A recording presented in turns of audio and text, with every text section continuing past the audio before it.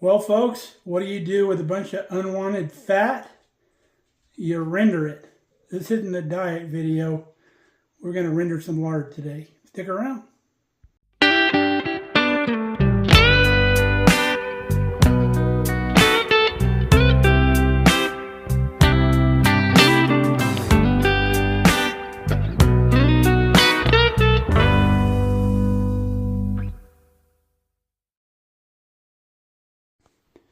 So we had some friends here locally that were getting rid of a bunch of pork fat that they got by mistake from the meat processor that they had. They ended up getting all the fat back from them. So they offered it up on Facebook Marketplace, and we went and picked it up. Nancy and Jerry were very gracious enough to give us all this. If you remember little Sophia from the auction video, that's their parents. We ended up visiting with them for a while. Real nice visit. They got a real nice homestead over there. So we're going to render a bunch of this down, turn it into lard, and we're going to can it for future use. So let's get going. Now we have our two big stainless steel stock pots that we're going to use for this. I have an aluminum pot that I could probably do it all in at once, but I'm kind of leery about cooking in aluminum anymore. And we've got another bag this size. This is a partial bag here. So we'll use all of this. This was already thawed out, and we had to thaw this out. So we'll put as much of this as we can in here, and I'll put the rest back down in the fridge. Cutting this big block down and adding it to our pots. Already got the other bag taken care of. Got both our pots full. We just cubed it up into about inch or so cubes. And then I also got out our big slow cooker roaster and filled it up also. We can use that as well. And then we've got about a half a cup of water in all three of these pots to kind of get things started. You don't want to scorch your fat because it'll give you kind of a porky flavor to your lard. And we don't want that. We want nice, beautiful, white, clean lard. So we're going to start these on about medium heat until things get going, and then we'll turn them down a little bit lower. Our cooker here, we'll put it on about 200 degrees, 300 degrees, depending on where we need it to melt our lard down. We'll get it going. So let's talk a little bit about fat, especially for you folks that have bought into the lie that we've been told for so many years that animal fat is so bad for you and high in cholesterol and going to kill you. That's just not the case. Natural animal fat is so much better for you than the seed oils and the hydrogenated fats that they're selling you in the store. They've got a lot more of the things that you need, that your body needs. And a lot of your nutrients are fat-soluble nutrients where you need that fat to absolutely absorb those vitamins and nutrients. So animal fat's actually good for you, contrary to popular belief. Get away from the Crisco and the margarines and all that other stuff. Even butter's better for you than margarine is. But we call this lard because it's made from pork fat, and that's what you call it. If you were to make it from beef fat, it would be called tallow. Now, we're going to be jarring this stuff up. Some people would say canning it, but we're not going through a canning process because good, clean lard is shelf stable on its own. It does not need refrigeration as long as it's not out in the heat and you keep it in a nice, cool, dark environment like our root cellar is. It stays about 50, 52 degrees year round, and that's perfect. And this stuff will last for a couple years like that. We just put it in the jar when it's hot. We put a lid on it, let it seal. We'll show you that process, obviously. A lot of people used to preserve meat in lard. You would take your ground beef or even other cooked meats, put it in a jar and pour hot lard over it, and it would seal it up, and you could store your meat unrefrigerated like that for a year or more. You would just dig it out of the lard and cook it and use it whatever you're going to use it in. But we're going to use this lard for lots of stuff. We can use it for baking. We can use it for cooking. We can even feed some to the chickens in the winter to give them more calories in the winter. Mix in some chicken feed with some lard and have the chickens eat that up. They would do really good on that. You can make soaps. We're going to be making some soaps here in the winter, so you'll be able to see us do that. The process is just unlimited when you have the lard. Plus, you're using all of the animal that you've harvested from your farm or your homestead, and none of that's going to waste. You're blessed with having those animals on your homestead and raise them for your consumption and your use. You want to make sure you're using full use of them and not wasting any part of it. They gave their life for your consumption and your sustenance. You want to make sure you honor that. Okay, it's been about half hour or so. You can see we're starting to get some rendered lard in here. So we've got our burners down to low now because we don't want to scorch our lard. That one's going to take a little bit longer because it's not heating from the bottom. But we've still got it on about 200 degrees or so. You can see our fat is rendering down here in our slow cooker.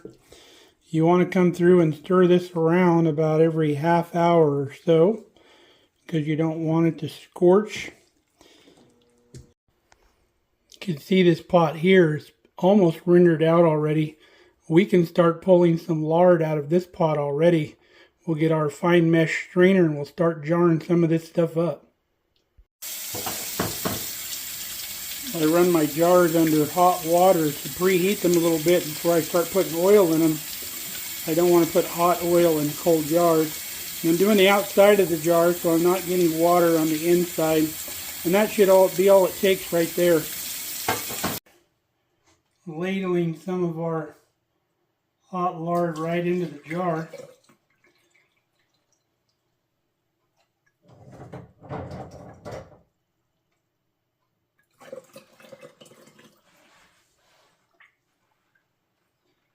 We're going to come up right to the bottom rim, or the top rim of our jar.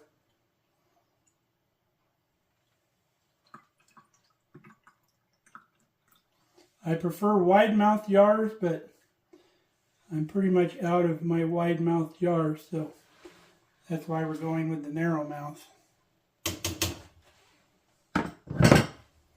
That's all there is to it. We'll get more jars.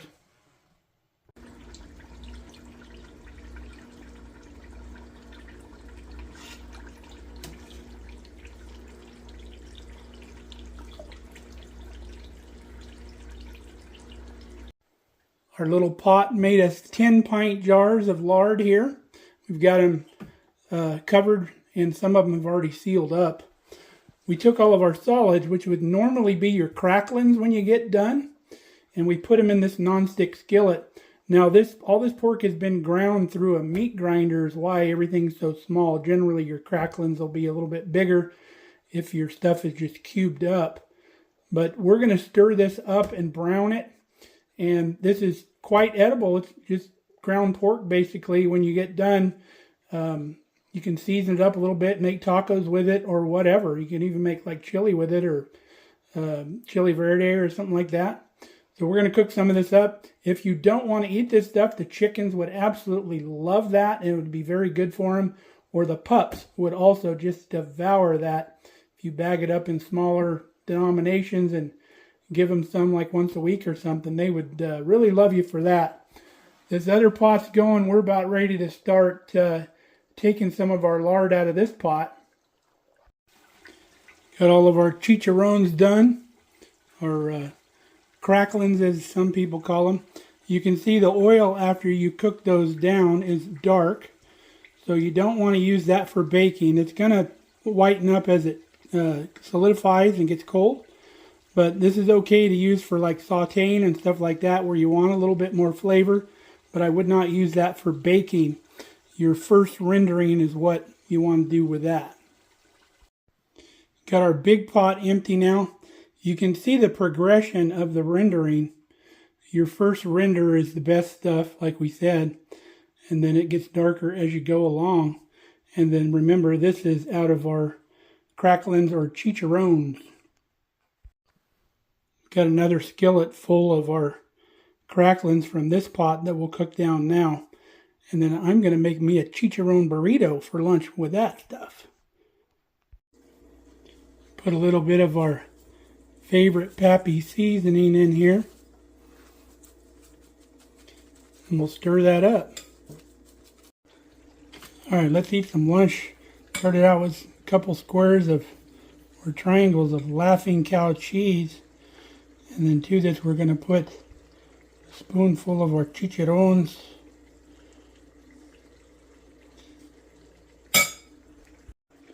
Got a little bit of cebola, which is Portuguese for onion. And then got some of our habanero salsa on there. A little bit of cilantro. A little bit of salsa. Got some tomato. Ready to eat that. Let's go. The lunch was so good, I just had another one of those for supper. So Kelly brought me some more jars home now that she coming home from work. You can see these jars here are already cooling off. They're starting to turn white. Beautiful lard. We've got all our chicharrones made from both of the bigger pots. These are still kind of warm here.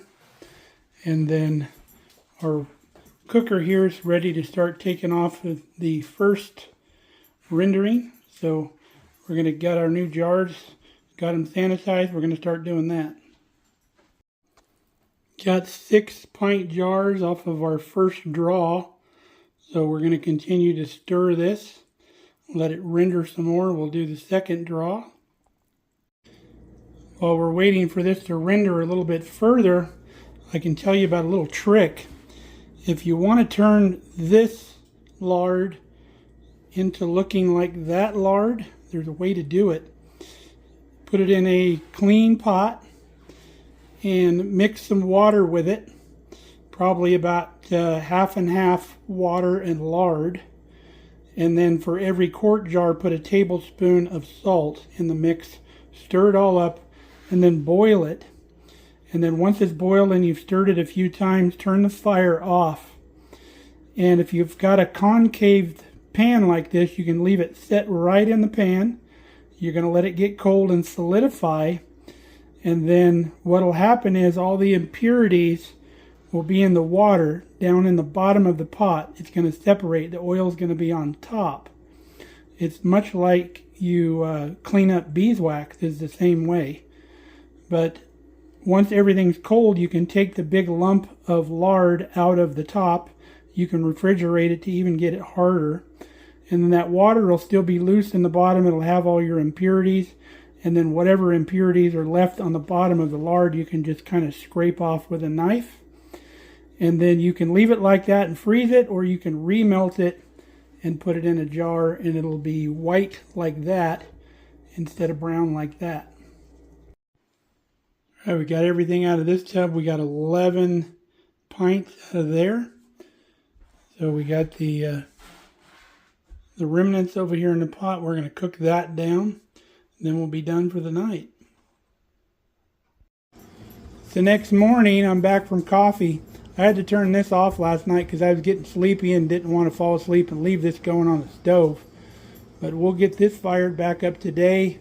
Look at our beautiful white jars here. They all sealed 100%. Seal right down when they cool off. Got the other batch over here. We got some quart jars. Got our big roaster reloaded.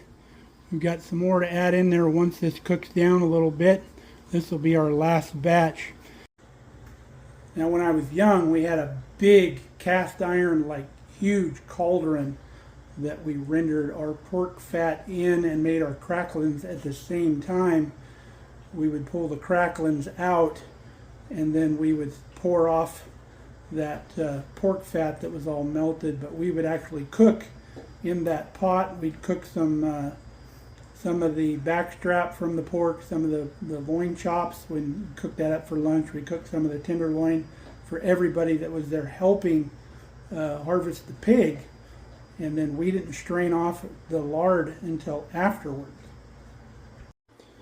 Now the other thing that this pork fat and even beef fat is the best for is re-seasoning cast iron pans. Because if you use vegetable oils on your cast iron pans, that oil, when you cook it in the oven, when you're seasoning your pans, it gets sticky. The best thing for cast iron is animal fat if you're seasoning. We picked up these the other day from somewhere, I forget which. I think maybe the auction had these in a box. So I'm going to clean these up and then re-season these in our oven, and this pork fat will be perfect. Another good use for your lard is making salves and lotions. I think we mentioned the salves earlier, but handling that pork yesterday, I got working man's hands, and my hands haven't been this soft in a long, long time. It works for all this stuff. We were able to skim off 12 more pints of our lard here. First time I've ever used a roaster to do this process, and I must say I really prefer this method because the lard stays so much cleaner. This stuff was coming out clear as Kentucky moonshine. It's really clean stuff, and it'll be really good for baking. So we've got the rest of it in there. We're just going to melt some more of that down. We're done frying that next batch of our cracklings. We have what's left of our oil in here. We put the bulk of it into this jar. So I'm going to show you now how to clarify your oil. So you can see the color of this oil here. So we're going to make this oil so where it's just creamy white like this other stuff that we're using. So you can even do this with used oil. Say you fried something in the skillet and all this stuff that's in the bottom is left over from what you were frying. You can clarify that oil too.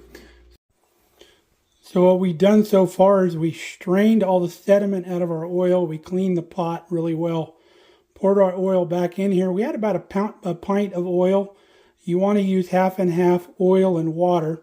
Obviously you want your oil to be cooler because you don't want to be dumping cold water in hot oil. So we dumped hot water in the pan. Always do a little test, make sure it's not going to splatter before you dump the whole thing in. So we got half and half oil and water. And for every quart of oil you want to clarify, you want about a tablespoon of salt. So we had a pint, so we used a teaspoon and a half of salt. And what the salt does is it increases the surface tension of the water. So it allows things to float on it better, like you float easier in salt water than you do in, say, a freshwater lake. So that's what we're doing with the water. So we'll heat this up just a little bit, and then we'll stir it, and then we'll just let it sit.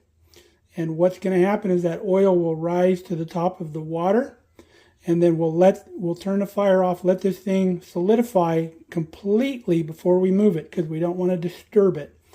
And all of the sediment is soluble in the water. It'll sink to the bottom in the water with the oil rising to the top, and you'll have clarified oil or lard on the top here. You can only do this with like animal fat that gets hard and solidifies. And then once it's solidified, we'll move it down to the fridge when we don't have to worry about mixing it back together. And then we'll set it over the fridge overnight. And then all you got to do is pull this disc of fat off the top of the water, which will still be in the bottom of the pan. And you'll have a real nice clarified oil. There may be just a little residue on the bottom, but you can just scrape that off with a butter knife or something. But we'll show you that in the morning. Meantime, we're still skimming oil off of our pan here. We've got 12 pints already and 3 quarts. We got 3 more quarts over here to do. We'll come back and see you in the morning. All right, it's the next morning. We got our pan out of the fridge downstairs. You can see how pretty white our lard is there now. You can see the color difference between this stuff that was about the same color as this. We've washed out all the impurities of that, and all of that is still in here in the water. You can see the stuff that's soluble in the water. So that's how you purify your lard. All we have left is this little bit of cracklings from our last batch that we're going to cook a little more of the fat out of before we save it. I'm not going to season this stuff because we'll give this either to the chickens or the pups, and they will absolutely enjoy that. Here's all of our refined rendered lard from our last batch. Look how beautiful that stuff is. So gorgeous coming out of that cooker that we used. So we got about 4 gallons here, and then we've done 3 batches. So right around 12 gallons of lard for us to use. We won't have to render any for a good long time now. But like we said, we'll use this for soap, baking, cooking, all kinds of stuff. I'm going to take this, we'll just put it in a pan or a little bowl here by the stove, and we'll use this first. And then this stuff that's a little darker, we don't have to refine this. We can use this to make gravy or start soups or whatever, because it's got a lot more flavor in it. We've got 2 jars of that. So real successful. Well, we should probably wrap this video up. I hope you've enjoyed the process, and we want to thank again Jerry and Nancy for giving us this opportunity to process all this. It's been fantastic. So until next time, stay safe, stay healthy. We love you guys. Come back and see us. We're going to be making soap and do a lot of other stuff with this lard and cooking with it. So come on back and we'll get all that done.